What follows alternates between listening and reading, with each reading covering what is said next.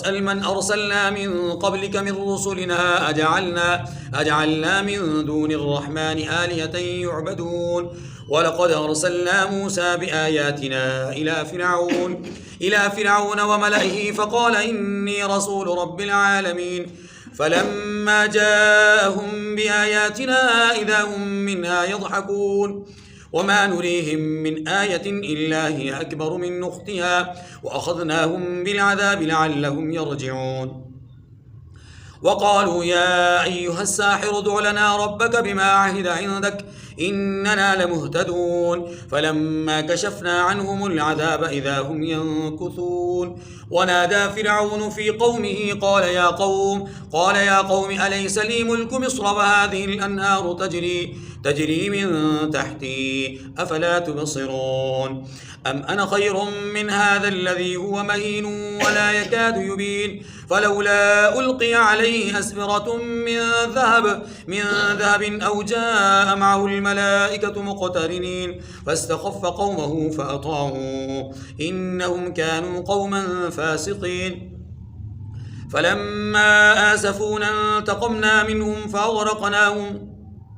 فأغرقناهم أجمعين فجعلناهم سلفا ومثلا للآخرين صدق اللہ العظیم۔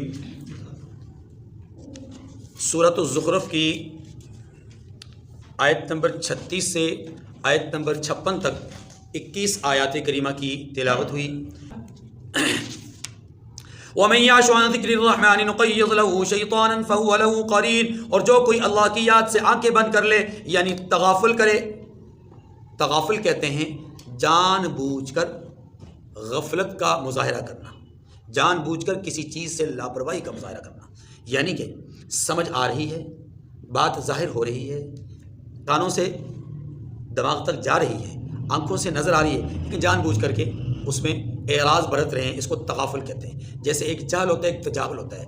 تجاہل اسی کو کہتے ہیں کہ جاننے بوجھنے کے باوجود انجانا بن جانا، پتہ ہی نہیں جی کیا بات ہے، میں نے سمجھا ہی نہیں، مجھے تو معلوم ہی نہیں، یہ تجاہل عارفانہ، جاننے والی چیز کی عدم علمیت کا اظہار کر دینا، لا علمی کا اظہار کر دینا، یہ کیا ہے؟ تجاہل ہے۔ ایسے ہی شعور ہونے کے باوجود، سمجھ بوجھ ہونے کے باوجود ناسمجھی کا اظہار کرنا تغافل ہے۔ فرمایا وَمَن يَعْشُ عَن ذِكْرِ الرَّحْمَنِ، جو لوگ اللہ کی یاد سے آنکھیں بند کر لیتے ہیں، یا جو شخص اللہ کی یاد سے آنکھیں بند کر لے یعنی تغافل بن جائے، دوسرے لفظوں میں ہمارے ہاں محاورہ استعمال ہوتا ہے کیا؟ کبوتر بن جائے۔ نقیض له شیطانا فهو له قرین، ہم اس پر ایک شیطان مقرر کر دیتے ہیں، وَإِنَّهُمْ لَيَصُدُّونَهُمْ عَنِ السَّبِيلِ، تو وہ اس کا ساتھی ہو جاتا ہے، وَإِنَّهُمْ لَيَصُدُّونَهُمْ عَنِ السَّبِيلِ، اور یہ شیطان اس کو اس کے راستے سے روکے رکھتے ہیں، وَيَحْسَبُونَ أَنَّهُمْ مُهْتَدُونَ، اور وہ یہ سمجھتے ہیں کہ سیدھے راستے پر چل رہے ہیں۔ یہ جو ساتھی ہے نا، ساتھی کہ یہ اچھا ہے برا ہے، اس کے حوالے سے قرآن پاک نے جو وضاحت کی ہے وہ یہ کہی ہے کہ قرآن یہ کہتا ہے کہ قیامت کے دن لوگ اپنی گزری ہوئی زندگی پر افسوس کرتے ہوئے کہیں گے یا لیتنی اتخذت مع الرسول سبیلا، کاش کہ میں رسول کی بات کو مان لیتا۔ یہ ایک حسرت، پھر اس حسرت کو مزید ان کی زیادہ تاریکی اس وقت ملے گی جب وہ مزید حسرت کا اظہار کریں گے، یا لیتنی لم اتخذ فلانا خلیلا، کاش کہ میں فلاں کو اپنا دوست نہ بناتا۔ اللہ پاک فرماتے ہیں کہ یہ کہے گا قیامت کے دن کہ میں فلاں کو اپنا دوست نہ بناتا، لیکن ہم دنیا میں اس کے اعراض کی وجہ سے، قرآن سے دوری کی وجہ سے ہم اس کا دوست ہی شیطان کو بنا لیتے ہیں۔ اب جب شیطان کا دوست بن جاتا ہے تو پھر کیا کرتا ہے شیطان؟ وَإِنَّهُمْ لَيَصُدُّونَهُمْ عَنِ السَّبِيلِ، وہ رائے حق سے ان کو روکتے رکھتا ہے۔ وَهُمْ يَحْسَبُونَ أَنَّهُمْ مُهْتَدُونَ، وہ گمان کرتے ہیں کہ وہ سیدھے راستے پر ہیں۔ حَتَّى إِذَا جَاءَنَا، اب اسی ساتھی کا ایک اور مرحلہ، ایک اور حسرت، فرمایا یہاں تک کہ جب ہمارے پاس وہ آئے گا تو کہے گا، کون؟ یہ قرآن کا منکر، قرآن کا مورث، کیا کہے گا؟ یا لیت بینی و بینک بعد المشرقین فبئس القرین، اے کاش مجھ میں اور تجھ میں مشرق اور مغرب کا فاصلہ ہوتا، تو برا ساتھی ہے۔ لیکن اس وقت اس افسوس کا کوئی فائدہ، یہ بات ختم ہو گئی۔ اب اگلی بات، وَلَن يَنفَعَكُمُ الْيَوْمَ إِذ ظَلَمْتُمْ أَنَّكُمْ فِي الْعَذَابِ مُشْتَرِكُونَ، جب آپ ظلم کرتے رہے تو آج ہم تمہیں یہ بات فائدہ نہیں دے سکتی۔ کیا مطلب؟ کہا یہ جا رہا ہے اے ظالموں، اے قرآن کے منکرو، جب تم ظلم کرتے رہے تو آج تمہیں یہ بات فائدہ نہیں دے سکتی۔ کون سی بات؟ آج کی حسرت، آج کا افسوس تمہیں کوئی فائدہ نہیں دے گا کہ تم سب عذاب میں شریک ہو. یا تم سب عذاب میں شریک سے مراد کیا؟ تم بھی اور تمہارے یہ ساتھی شیطان بھی. افانت تسمع الصم وتهدي العمي ومن كان في ضلال مبين، کہ آپ بہرے کو سنا سکتے ہیں، اللہ اپنے حبیب سے فرما رہے ہیں، یا اندھے کو راستہ دکھا سکتے ہیں. بھائی اندھے کو راستہ نہیں نہ دکھایا جا سکتا، اس کو یوں نہیں کہا جا سکتا وہ سامنے ہے چوک. ومن كان في ضلال مبين، اور نمبر 3 جو صریح گمراہی میں ہو اسے راہ پر لا سکتے ہیں نہیں، جو کھلی گمراہی پر ہو. کیا مانا؟ جو ضدی عنادی اور سرکش ہو اسے بھی آپ رائے راست پر نہیں لا سکتے. اگلی بات فإما نذهبن بك فإنا منهم منتقمون، اگر ہم آپ کو اٹھا لیں یعنی دنیا سے آپ پردہ فرما کر کے چلے جائیں، فإنا منهم منتقمون، تو ان لوگوں سے تو ہم انتقام لے کر رہیں گے. یہ دھمکی ہے. یہ کیا ہے؟ اللہ نے اپنے حبیب کو فرمایا محبوب جب تک آپ ہیں، اور سورہ اعراف اور سورۃ الانفال میں یہ بات آتی ہے وما كان الله ليعذبهم وانت فيهم وما كان الله معذبهم وهم يستغفرون. دو وجہ ہیں، جب تک یہ دو چیزیں ان کے اندر موجود ہوں گی تو میں ان پر عذاب نہیں بھیجوں گا. ایک، جب تک آپ ان کے درمیان موجود ہیں عذاب نہیں آئے گا، اور اگر آپ نکل آئیں پھر یہ استغفار کر لیں تو بھی عذاب نہیں آئے گا. لیکن اگر آپ وہاں سے نکل آئیں استغفار بھی نہ کریں تو پھر عذاب آئے گا. یہاں پر بھی وہی بات کہی، آپ کو ہم وفات دے دیں، فإما نذهبن بك، بس جب ہم آپ کو لے آئیں یا لے جائیں. ٹھیک ہے، ایک معنی. دوسرا معنی ایک معنی تو وفات کا ہے، دوسرا معنی کیا ہے کہ جب ہم آپ کو مکہ سے لے جائیں مدینہ کی طرف، ان کے بیچ میں سے نکال دیں، فإنا منهم منتقمون، پھر ہم ان سے انتقام لیں گے، بدلہ لیں گے. اور اللہ نے بدلہ لیا.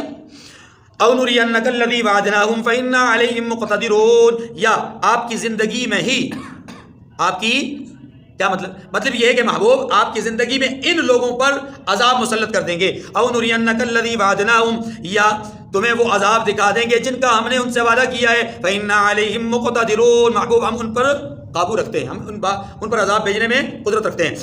فاستمسک بالذی اوحی الیک وانک علی صراط مستقیم، بس آپ کی طرف جو وحی کی گئی ہے اس کو مضبوطی سے پکڑے رہیے، بے شک کہ آپ سیدھے راستے پر ہیں. جو وحی آپ کی طرف کی گئی اس پر استقامت کا مظاہرہ کیجئے، اور یہی کامیابی ہے، یہی کامرانی ہے. وَإِنَّهُ لَذِكْرٌ لَكَ وَلِقَوْمِكَ وَسَوْفَ تُسْأَلُونَ، اور یہ قرآن آپ کے لیے اور آپ کی قوم کے لیے نصیحت ہے، اور لوگوں سن لو، تم سے ان قریب پوچھا جائے گا قرآن کے بارے میں، قرآن والے کے بارے میں پوچھا جائے گا. یہ قرآن آیا تھا، تم نے قرآن کے ساتھ کیا سلوک کیا، قرآن والے کے ساتھ کیا سلوک کیا. وَاسْأَلْ، اب حضور سے فرمایا جا رہا ہے وَاسْأَلْ مَنْ أَرْسَلْنَا مِنْ قَبْلِكَ مِنْ رُسُلِنَا، فرمایا محبوب جو اپنے پیغمبر ہم نے آپ سے پہلے بھیجے ہیں ان سے دریافت کر لیجئے. سوال یہ ہے حضور، توجہ کیجئے، حضور پیغمبروں سے کیسے پوچھیں گے؟ پیغمبر تو موجود نہیں، پیغمبر تو دنیا سے چلے گئے. دو معنی اس کے. ایک معنی یہ ہے کہ پیغمبروں کی تعلیمات جن کے پاس ہے نا، جو دعوے دار ہیں پیغمبروں کی طرف نسبت کے، ان سے پوچھ لیجئے کہ آپ کا دعوی توحید درست ہے کہ نہیں، دعوی رسالت درست ہے کہ نہیں، آپ کا پیغام توحید درست ہے کہ نہیں، آپ پچھلی امتوں کے احوال جو بیان کرتے ہیں وہ درست ہے کہ نہیں، پچھلے نبیوں کے جو احوال بیان کرتے ہیں درست ہے کہ نہیں. آپ زبور والوں سے پوچھ لیجئے، انجیل اور تورات والوں سے پوچھ لیجئے. ایک معنی تو یہ. اچھا، دوسرا معنی، حضرت عبداللہ ابن عباس رضی اللہ تعالی عنہما کہتے ہیں کہ وَاسْأَلْ مَنْ أَرْسَلْنَا مِنْ قَبْلِكَ مِنْ رُسُلِنَا، محبوب اپنے سے پہلے پیغمبروں سے پوچھ لیجئے کی تفسیر میں حضرت عبداللہ ابن عباس رضی اللہ تعالیٰ عنہ کہتے ہیں کہ آقا صلی اللہ علیہ وسلم نے سفر معراج میں نماز کی ادائیگی کے بعد انبیاء علیہ الصلوۃ والسلام سے پوچھا تھا. یہ مطلب ہے اس آیت کریمہ کا. تو دو مطلب ہوئے. ایک مطلب اس آیت کریمہ کا یہ ہے کہ محبوب آپ انبیاء کی تعلیمات سے منسوب اقوام موجود ہیں ان سے پوچھ لیجئے. دوسرا مطلب یہ ہے کہ اب آپ انبیاء سے ڈائریکٹ پوچھئے. اور اس پوچھنے کا موقع اور محل کب بنا؟ حضرت عبداللہ ابن عباس کی روایت کے مطابق یہ سفر معراج میں بنا. اجعلنا من دون الرحمن آلیۃ یعبدون، پوچھنا کیا ہے؟ پوچھئے یہ کہ ہم نے رحمان کے سوا اور معبود بنائے تھے، یعنی ان سے پوچھئے کہ کیا اللہ نے اپنے سوا، رحمان کے سوا مانا اللہ نے اپنے سوا کوئی اور معبود بنایا تھا، یعبدون کہ اس کی عبادت کی جائے؟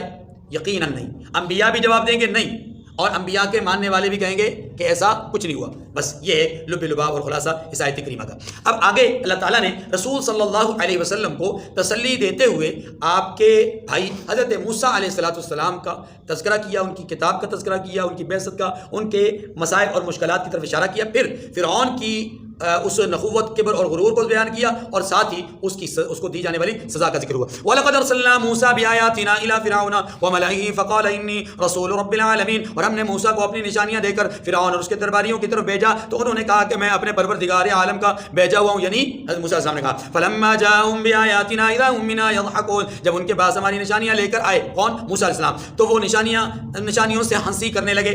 وہ بھی نشانیوں سے مراد معجزات، وہ معجزات پر استہزاء کرنے لگے، ہنسنے لگے. محبوب مکہ کے مشرک بھی آپ کے معجزات پر ہنستے ہیں، آپ کو جادوگر اور کاہن کہتے ہیں. اب آگے دیکھیے وَمَا نُرِيهِم مِّنْ آيَةٍ إِلَّا هِيَ أَكْبَرُ مِنْ أُخْتِهَا. اور جو نشانی ہم ان کو دکھاتے تھے وہ دوسرے سے بڑی ہوتی تھی، یعنی بعد والی نشانی پہلی نشانی سے بڑھ کر ہوتی تھی. وَلَقَدْ آتَيْنَا مُوسَىٰ 9 آيَاتٍ بَيِّنَاتٍ فَاسْأَلْ بَنِي إِسْرَائِيلَ. اللہ پاک نے یہاں پر 9 نشانیوں کا ذکر فرمایا. کس میں؟ سورہ بنی اسرائیل میں. سورہ بنی اسرائیل میں فرمایا کہ ہم نے موسیٰ کو 9 نشانیاں عطا فرمائیں، اور وہ 9 نشانیاں واقعی ہر ایک نشانی دوسری نشانی پہلی نشانی سے بڑھ کر تھی. اور اللہ کی عجیب شان، وہاں تفصیل سے ہم پڑھ چکے، میں صرف ایک اشارہ کر رہا ہوں. اللہ کی عجیب شان کہ ایک ہی ایریا، یہ قبطیوں کا یہ بنی اسرائیلیوں کا، درمیان میں روڈ یا گلی یا راستے کا فاصلہ ہے، بس علاقہ ایک ہی ہے، زمین ایک ہے، شہر ایک ہے، سلطنت ایک ہے، بادشاہ ایک ہے، سب کچھ ایک، غذائیں ایک، دوائیں ایک، ہر چیز. لیکن اللہ کی شان یہ، اس بستی کی طرف مینڈکیں ہی مینڈکیں ہیں، وہاں نام مینڈک کا کچھ نہیں. وہ 2-3 ہفتے تک وہ سلسلہ چلتا رہا. موسیٰ علیہ السلام کے پاس بلبلاتے آتے، اے موسیٰ دعا کیجئے یہ عذاب ٹل جائے. اب کی بار یہ عذاب ٹلا تو ہم ایمان لے آئیں. اللہ کے پیغمبر فریاد کرتے، عذاب ٹل جاتا، اور عذاب جیسے ہی ٹلتا یہ سرکش بن جاتے ہیں. یہی اشارہ کیا مشرکین مکہ کی طرف. آپ مشرکین مکہ کے حالات بھی دیکھتے ہیں، کیا کہتے ہیں؟ محمد بتائیے میرے ہاتھ میں کیا ہے. آپ فرماتے ہیں کہ میں بتاؤں کہ آپ کے ہاتھ میں کیا ہے، یا آپ کے ہاتھ میں موجود پتھر بتائیں کہ میں کون ہوں. لیکن اس سے پہلے آپ پوچھتے ہیں کہ اگر ایسا ہو جائے تو کیا تم ایمان لاؤ گے؟ ہاں جی ایمان لائیں گے. اے محمد یہ چاند جو ہے اس کو 2 ٹکڑے کر دیجیے، ہم ایمان لے آئیں گے. اللہ کے رسول ایسے انگلی سے اشارہ کرتے ہیں، چاند 2 ٹکڑے ہو جاتا ہے. وہ کہتے ہیں آپ تو جادوگر ہیں، آپ کا جادو تو زمین والوں پر چلتا ہی تھا، اب آسمان پہ بھی چلنے لگ گیا. اب اندازہ کیجیے نا یہ حالات. بالکل اسی طرح کے حالات کس کے تھے؟ موسیٰ علیہ السلام کی قوم قبطیوں کی. یہاں قبطیوں کا تذکرہ ہے، بنی اسرائیل نہیں. موسیٰ علیہ السلام چونکہ 2 قوم کی طرف مبعوث ہوئے نا، قبطی اور بنی اسرائیل دونوں، تو قبطیوں کے حالات بیان کیے گئے کہ وہ معجزات دیکھنے کے بعد ان کا مذاق اڑایا کرتے تھے. تو رسول آپ کے معجزات کو دیکھ کر بھی مشرکین مکہ کیا کرتے ہیں؟ مذاق اڑاتے ہیں. وَأَخَذْنَاهُمْ بِالْعَذَابِ لَعَلَّهُمْ يَرْجِعُونَ. اور ہم نے ان کو عذاب میں پکڑ لیا تاکہ باز آ جائیں. یہ جو معجزات تھے موسیٰ علیہ السلام کے، ان میں سے کئی معجزات، ایک تو معجزہ وہ تھا عصا کی صورت میں، ایک معجزہ وہ تھا جو ید بیضاء کی صورت میں، ایک معجزہ وہ تھا جو مینڈکوں کی صورت میں، چوہوں کی صورت میں، خون کی صورت میں، سیلاب کی صورت میں. یہ وہ عذاب تھے، یہ وہ معجزات تھے جو دوسرے رخ پر عذاب بھی تھے.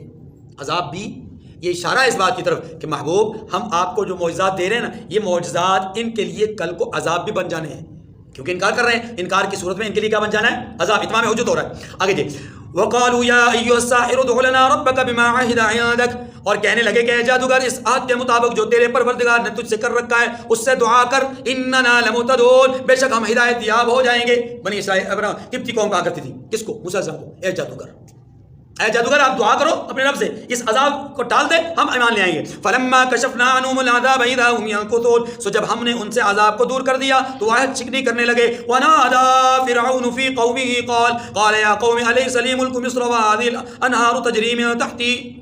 انسان نا کبھی کبھی اپنی اوقات سے بہت باہر چلا جاتا ہے. فرعون کو بھی اس زمانے میں سب سے بڑا غرور یہ تھا کہ اطراف و اکناف کی جتنی سلطنتیں تھیں نا، ان تمام سلطنتوں سے سب سے امیر سلطنت وہ مصر کی سلطنت. یہاں بحر قلزم کے ارد گرد ڈیم بنے ہوئے تھے، اور ان ڈیموں سے وہ پانی اپنے زمینوں کو، کھیتوں کو لگاتے، اور یوں ان کی فصلیں ہری بھری ہو جاتی اور وہ کارآمد فصلیں ہوتی. اس کے ساتھ ساتھ ویسے بھی پھل باغات اور یہ ساری چیزیں وہاں پر بہت زیادہ تھیں. خطہ بھی بہت بڑا تھا، آبادی بھی بہت زیادہ تھی. آپ اندازہ کیجئے کہ فرعون کی جو فوج تھی اس کی تعداد 12 لاکھ پر مشتمل تھی. 12 لاکھ فوج. تو وہاں انسانوں کی تعداد دیکھ لیجیے. وہ اکیلے موسیٰ علیہ السلام کی دوسری طرف جو قوم تھی بنی اسرائیل، ان کی تعداد 6 لاکھ سے متجاوز تھی. 6 لاکھ یہ، 12 لاکھ وہ، 18 لاکھ تو یہ ہو گئے. باقی بھی انسان تھے فوج کے علاوہ جو قبطی قوم سے تعلق رکھتے تھے. تو اب اللہ تبارک و تعالیٰ نے یہ جو اس کو طرح طرح کی نعمتوں سے نوازا تھا، اس پر اس کے دل میں غرور اور تکبر کی انتہا آ گئی. انا ربکم الاعلی کا دعویٰ تو پہلے کر چکا تھا. اب وہ اپنی قوم سے موسیٰ علیہ السلام کی دعوت توحید کے اثرات کو دیکھتے ہوئے کہ میری اپنی قوم میں سے رجل مومن بھی ایمان لے آیا، میری بیوی بھی ایمان لے آئی، بنی اسرائیل تو سارے مان گئے، ہو سکتا ہے پتہ نہیں اور کتنے قبطی مان چکے ہوں گے. تو اس نے ایک اس زمانے کی آپ یوں کہہ لیجئے کہ ٹی وی چینل پر بیٹھ کر کے قوم سے ایک خطاب کیا اس نے، بات سمجھانے کے لیے اس کا قوم سے اس نے خطاب کیا. اب قوم ساری اس کا خطاب سن رہی ہے. اللہ فرماتے ہیں وَنَادَىٰ فِرْعَوْنُ فِي قَوْمِهِ، فرعون اپنی قوم میں کھڑا ہوا اور اس نے پکارا، اور پکار کر کے کہا اے میری قوم کے لوگوں، أَلَيْسَ لِي مُلْكُ مِصْرَ وَهَٰذِهِ الْأَنْهَارُ، مصر میرا نہیں اور یہ جو نہریں تجری من تحتی میرے پاؤں کے نیچے چل رہی ہیں، یعنی میرے آرڈر پہ چل رہی ہیں. جب چاہتا ہوں نہریں چل پڑتی ہیں، جب چاہتا ہوں نہروں کی روانی بند ہو جاتی ہے، ڈیموں کو بند کر دیتا ہوں، نہریں بند ہو جاتی ہیں. تو میری مرضی سے چل رہی ہے نا. تو یہ جو نہریں میری مرضی سے چل رہی ہیں، یہ جو ملک کی سلطنت ہے، کیا یہ میری نہیں؟ کیا یہ نہریں میری نہیں؟ تو اس کا مطلب ہے باغات میرے، زمین میری، حکم میرا، عدالت میری، سب کچھ میرا. افلا تبصرون، کیا تم دیکھتے نہیں ہو سب کچھ میرا ہے؟ اب ظاہر ہے مفاد پرست لوگ جو ہوتے ہیں وہ کیا کہتے ہیں کہ صاحب آپ کا ہی ہے سب کچھ، یہ سب کچھ آپ ہی کا ہے، ہم تو جناب آپ کے زر خرید ہیں. یہ ایک تصور ہوتا ہے غلامی کی زندگی کا. اب اللہ تعالیٰ نے وہ سارا نقشہ کھینچا. أَلَيْسَ لِي مُلْكُ مِصْرَ، کیا مصر میرا نہیں؟ ہاں جی، کیا مصر کی اقتدار اور مصر کی حکومت میرے ہاتھ میں نہیں؟ وَهَٰذِهِ الْأَنْهَارُ تَجْرِي مِن تَحْتِي، اور یہ نہریں جو میرے نیچے بہہ رہی ہیں، یعنی میرے حکم کے ماتحت چل رہی ہیں یا میرے محل کے نیچے سے دائیں بائیں سے گزر رہی ہیں، یہ نہریں میری نہیں؟ أَفَلَا تُبْصِرُونَ، کیا تم دیکھتے نہیں ہو؟ اب اگلی بات، أَمْ أَنَا خَيْرٌ مِّنْ هَٰذَا الَّذِي هُوَ مَهِينٌ، نعوذ باللہ. فرعون کیا کہتا ہے؟ پہلی بات اس نے اپنی اقتدار کو منوایا. اقتدار منوانے کے بعد کیا کہتا ہے؟ دیکھو میرے اور موسیٰ کے درمیان تقابل تو کرو ذرا. غریب آدمی، میں ملک کا بادشاہ، بتاؤ میں اچھا ہوں یا یہ؟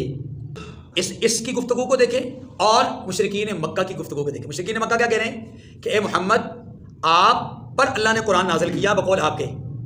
اگر قرآن ہی اللہ نے کسی پر نازل کرنا تھا تو کسی کو نبی بنانا ہی تھا تو مکہ اور طائف میں سے کسی سردار کو بناتے. آپ کو کیوں بنایا؟ آپ تو غریب آدمی ہیں. بالکل اسی طرح کی بات فرعون کہہ رہا ہے، ام انا خیر من هذا الذي هو مهین ولا يكاد يبين. ایسا ہو ہی نہیں سکتا کہ ہم دونوں برابر ہوں. کیوں؟ اس لیے کہ میں عزت والا ہوں اور یہ عزت والا نہیں ہے. اس کی نظر میں عزت کس میں تھی؟ دولت میں. اللہ نے اس بات کا اظہار کر کے یہ بتلایا کہ اے مشرکین، تم جو دولت کو عزت سمجھتے ہو نا، تو یہ دولت کو عزت سمجھنا فرعونی تصور ہے، ابراہیمی تصور نہیں ہے. ابراہیم کا تصور تو ہے جو پیچھے گزر چکا. ابراہیم کیا کہتے ہیں؟ اے میرے ابا حضور، اے میری قوم کے لوگوں، ما تعبدون من دونہ، اللہ کو چھوڑ کر تم کس کی پوجا کر رہے ہو؟ ابراہیمی تصور تو یہ، اور تم تو فرعونی تصور پیش کر رہے ہو. اور تم بھی سمجھتے ہو کہ فرعون ایک ظالم آدمی تھا. یہ مشرکین مکہ بھی جانتے تھے کہ فرعون کیا تھا؟ ظالم آدمی تھا. اور جتنے بھی اقوام عالم تھی سبھی فرعون کو ظالم سمجھتے تھے. اللہ تعالیٰ نے اسی لیے تو فرمایا کہ تمہاری سوچ فرعون سے ملتی جا رہی ہے، تمہاری سوچ ابراہیم علیہ السلام سے نہیں ملتی. ابراہیم علیہ السلام سے تو سوچ حضرت محمد صلی اللہ علیہ وسلم کی ملتی ہے. اب دیکھیے ترجمہ، ام انا خیر من هذا الذي هو مهین، بے شک میں اس شخص سے جو کچھ عزت نہیں رکھتا. کیا ہے؟ اور اگلی بات، ولا یکاد یبین، اور وہ صاف گفتگو بھی نہیں کر سکتا. میں اس سے، انا خیر، میں کہیں بہتر ہوں، میں اس سے کہیں زیادہ. کیا مطلب یہ ہے کہ ایک تو ان کے پاس عزت نہیں، دولت نہیں. دوسرا یہ کہ ان کی گفتگو بھی صاف نہیں، ان سے تو میں زیادہ بہتر ہوں کہ میرے پاس عزت بھی ہے، میری گفتگو بھی. اب یہ دو اس نے نقص یا عیب اپنی سوچ کے مطابق بیان کیے. پہلا نقص اور عیب کیا بیان کیا؟ مالدار نہ ہونا. دوسرا نقص اور عیب یہ بیان کیا کہ حضرت موسیٰ کی گفتگو میں صفائی نہیں. اور یہ آپ کو پہلے بھی کئی بار عرض کر چکا کہ موسیٰ علیہ السلام نے بچپن میں ایک انگارہ جلدی سے اٹھا کر کے اپنے منہ میں ڈال دیا تھا، جس کی وجہ سے ان کی زبان میں زخم ہوا اور وہ جو روانی اور فصاحت گفتگو میں ہوتی ہے اس میں خلل پڑ گیا. اب ان کی زبان میں لکنت پیدا ہو گئی. یاد رکھیے نبی کے جسم میں پیدائشی طور پہ کوئی عیب نہیں ہوتا. بات سمجھیں؟ چلیے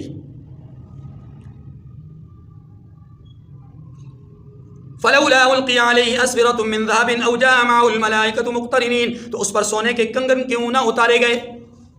اب کون کہتا ہے؟ فرعون کہتا ہے کہ میرے ہاتھ میں اب اس کو سمجھیے، میرے ہاتھ میں تو کنگن ہے، میرے سر پہ تو سونے کا تاج ہے. اگر موسیٰ اللہ کے پسندیدہ برگزیدہ چنیدہ آدمی ہیں تو ان کے ہاتھ میں کنگن کیوں نہیں، ان کے سر پہ سونے کا تاج کیوں نہیں؟ یاد رکھیے کسی زمانے میں ہاتھ میں سونے کے کنگن ہونا یہ مردوں کے لیے بادشاہت کی یا بڑے ہونے کی، سردار ہونے کی نشانی سمجھا جاتا تھا. سراقہ ابن مالک رضی اللہ تعالی عنہ رسول اللہ صلی اللہ علیہ وسلم کا پیچھا کرتے کرتے سفر ہجرت میں پیچھا کرتے کرتے ایک موقع پر حضور کے قریب پہنچ گئے، بالکل قریب. آپ صلی اللہ علیہ وسلم آرام فرما رہے تھے اور آپ کی آنکھ کھلی تو کیا دیکھا کہ سراقہ ابن مالک بہت قریب کھڑے ہیں اور ان کی سواری آگے نہیں بڑھ رہی. اب کیا دیکھتے ہیں کہ سواری آگے تو نہیں بڑھ رہی، البتہ زمین میں دھستی جا رہی ہے. سراقہ سمجھ گئے کہ معاملہ خطرناک ہے، میں ان کو کچھ نہیں کہہ سکتا لیکن میں خود غرق ہو جاؤں گا. فوراً بل بلا کر کے کہنے لگے اے محمد دعا کیجئے میں اس مصیبت سے نکل آؤں۔ فرمایا رسول صلی اللہ علیہ وسلم نے اے سراقہ کیا تمہیں اللہ اگر اس دھنسنے سے بچا دے، زمین سے نکال دے تو تم مجھ پر ایمان لے آؤ گے؟ اللہ اکبر! سراقہ باوجود کافر ہونے کے کتنا سچا آدمی تھا، اس نے کہا محمد ایمان نہیں لاؤں گا۔ مصیبت میں ہے، یہ بھی پتہ کہ نہیں کہ دعا سے چھوٹنا ہے، لیکن کتنی صراحت کے ساتھ کہہ رہا ہے ایمان نہیں لاؤں گا، لیکن ایک وعدہ کرتا ہوں۔ ابھی حالت وہی ہے، زمین میں دھنسا ہوا ہے، سواری زمین میں دھنسی ہوئی ہے۔ کیا کہتے ہیں؟ ایک وعدہ کرتا ہوں آپ کے خلاف جب بھی لوگ لڑنے کے لیے آئیں گے تو میں ان کا ساتھ نہیں دوں گا۔ تصور بھی نہیں تھا لڑنے کا، لیکن سراقہ بن مالک نے وہ چیز بطور تصور پیش کر دی جو آنے والے حالات میں پیش آئی۔ حضرت سراقہ بن مالک رضی اللہ تعالیٰ عنہ کو رسول صلی اللہ علیہ وسلم کی دعا کی برکت سے پروردگار نے زمین سے نکال دیا۔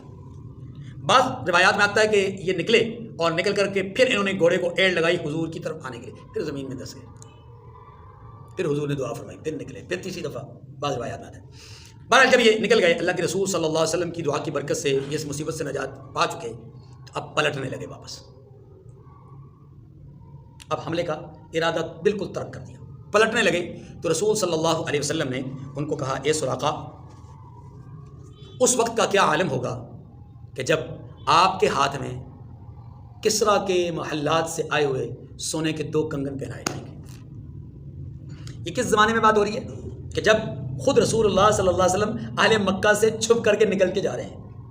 یہ کس وقت بات ہو رہی ہے؟ جب سراقہ بن مالک پیچھا کر رہے ہیں۔ ایسے میں رسول صلی اللہ علیہ وسلم کیا فرما رہے ہیں؟ ایک پیشن گوئی فرما رہے ہیں کہ کسریٰ فتح ہوگا، اس کے محل سے مال غنیمت آئے گا، مال غنیمت میں سونے کے کنگن ہوں گے، اور وہ سونے کے کنگن سراقہ بن مالک جیسے ابھی کے منکر کو پہنائے جائیں گے، جو ابھی موقع پر عذاب میں مصیبت میں پھنسے ہونے کے باوجود انکار کر رہا ہے کہ محمد میں ایمان نہیں لاتا، میں آپ کو نبی نہیں تسلیم کرتا۔ اس منکر کو حضور کیا فرما رہے ہیں کہ اے سراقہ اس وقت کا کیا عالم ہوگا جب تیرے ہاتھ میں سونے کے 2 کنگن پہنائے جائیں گے۔ اور ٹھیک 2 عشروں کے بعد جب فاروق اعظم رضی اللہ تعالی عنہ نے اپنے دور حکومت میں ایران کی طرف وہ لشکر روانہ کیا، اور سعد بن ابی وقاص رضی اللہ عنہ کی قیادت میں لشکر نے فتح حاصل کی، مال غنیمت آیا، اور وہ مال غنیمت جو ایران سے آیا فاروق اعظم رضی اللہ عنہ کے دور میں، آپ رضی اللہ عنہ نے مال غنیمت کو کھلوایا، اور کھلوانے کے بعد اس میں سونے کے 2 کنگن تھے۔ آپ نے سونے کے 2 کنگن اٹھائے اور فرمایا این سراقہ بن مالک، سراقہ بن مالک کہاں ہے؟ سراقہ اس سے پہلے حضور کے ہاتھ پر ایمان لے آ چکے تھے، صحابی رسول ہے، لیکن تب سفر ہجرت میں انکار کر دیا تھا، مکہ گئے، پھر بعد میں ایمان قبول کیا، مدینہ منورہ ہجرت کر دی۔ اب سراقہ بن مالک کے بارے میں حضرت عمر کیا فرماتے ہیں؟ این سراقہ، سراقہ کہاں ہیں؟ سراقہ بن مالک کو بلایا گیا، اور پھر حضرت عمر بن خطاب نے ان کے ہاتھ میں سونے کے کنگن پہنائے، کہا ہاتھ آگے بڑھاؤ، ہاتھ آگے بڑھایا، کنگن پہنائے، تو حضرت سراقہ بن مالک کی آنکھوں سے آنسو روا ہو گئے کہ آقا جو آپ نے فرمایا تھا وہ سچ ہو گیا۔ تو خیر عرض یہ کر رہا تھا، کسی زمانے میں کنگن سونے کے پہننا یہ سردار ہونے کی، بادشاہ ہونے کی علامت سمجھی جاتی ہے۔ اب فرعون وہی تانا دے رہا ہے، تیسرا تانا۔ پہلا تانا بے عزت آدمی ہے، دوسرا تانا زبان میں لکنت ہے، یعنی زبان میں گویائی، قوت گویائی صاف نہیں، تیسرا تانا اس کے ہاتھ میں سونے کے کنگن نہیں، فلولا القی علیہ اسورۃ من ذهب، اس کے ہاتھ میں سونے کے کنگن کیوں نہیں آ گئے؟ چوتھا تانا او جامع الملائکۃ مقترنین، یا فرشتے جمع ہو کر اس کے ساتھ کیوں نہیں آتے؟ اللہ فرماتے فاستخف قومه فاطاعوه، غرض اس نے اپنی قوم کی عقل مار دی اور انہوں نے اس کی بات مان لی۔ کیا مانا؟ مانا یہ کہ فرعون نے اپنی قوم کی عقل کو مار دیا اور ان کو سبز باغ دکھائے اور ان کی عقل کو مات دے دی، شکست دے دی۔ انہم کانوا قوما فاسقین، اللہ فرماتے ہیں کہ بے شک وہ نافرمان لوگ تھے۔ فلما آسفونا انتقمنا منہم فاغرقناہم اجمعین، فرمایا جب انہوں نے ہم کو خفا کیا، ہمیں ناراض کیا، تو ہم نے ان سے انتقام لے کر سب کو ڈبو چھوڑا۔